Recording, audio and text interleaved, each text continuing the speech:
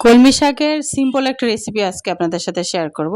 তো কলমি শাক যদি এভাবে আমরা রান্না করি খেতে কিন্তু অসাধারণ লাগে, আর ২ প্লেট ভাত কিন্তু অনায়াসে শেষ হয়ে যায়।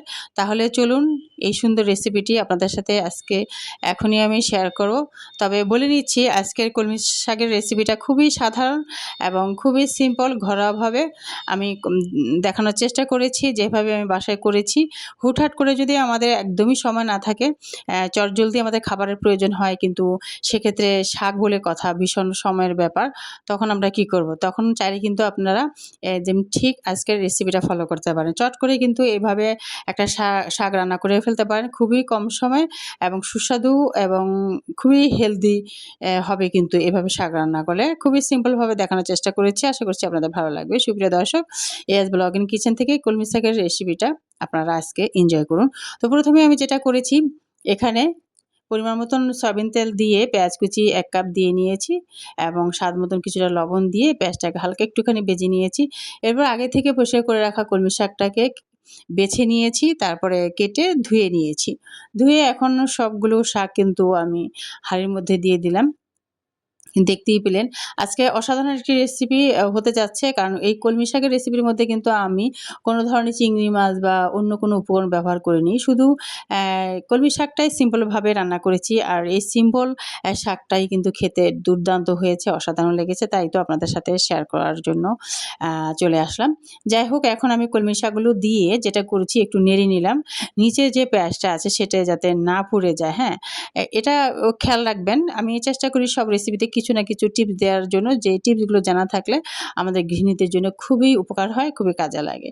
তো এরকম পেঁয়াজের উপরে যদি আপনি শাক দেন বা কোনো তরকারি দেন, সেক্ষেত্রে ওই অবস্থায় কিন্তু ঢেকে রাখবেন না। ওই অবস্থায় যদি ঢেকে রাখেন, কোনো কারণে দেখা গেল আপনার সেই সবজি থেকে পানি বের হলো না, সেক্ষেত্রে কিন্তু নিচে থাকা যে পেঁয়াজটা সেটা কিন্তু পুড়ে যাবে, আর তরকারির স্বাদটা কিন্তু একদমই নষ্ট হয়ে যাবে। সেক্ষেত্রে আপনি যেটা করবেন সেটা হচ্ছে যে শাক বা তরকারি যেটাই দেন না কেন, তখন একটু নেড়ে-চেড়ে নিবেন যাতে নিচের থেকে পেঁয়াজটা একটু উপরে উঠে যায় আর পেঁয়াজটা না পুড়ে যায়। যাই হোক, এখন কিন্তু আমার শাকের মধ্যে আমি কোনো ধরনের পানি ব্যবহার করি নাই।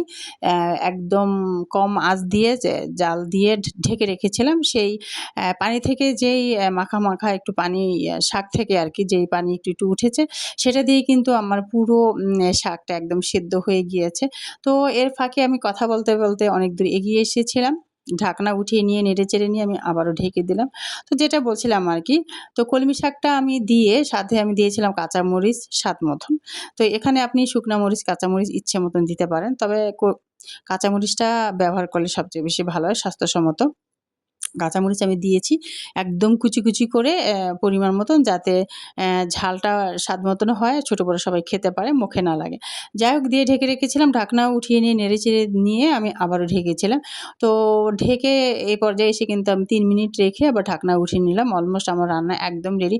দেখে নিয়েছেন কত সিম্পলভাবে আমি শাকটা রান্না করেছি। জাস্ট হচ্ছে পেঁয়াজ, লবণ আর তেল দিয়ে নেড়েচেড়ে উঠিয়ে নিয়েছি।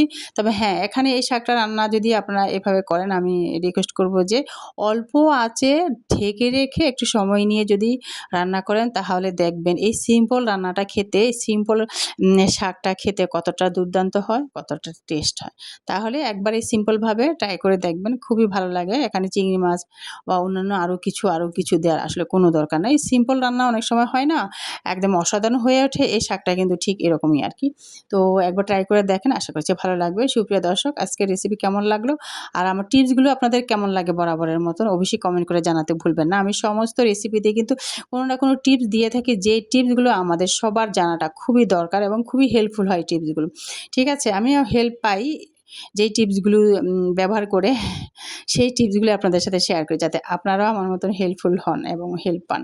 সুপ্রিয় দর্শক, পরবর্তী রেসিপিতে ইনশাআল্লাহ আপনাদের সাথে কথা হবে। ভালো থাকবেন সবাই। আর হ্যাঁ, ভালো লাগলে সাবস্ক্রাইব করে অল বাটনে ক্লিক করে রাখবেন।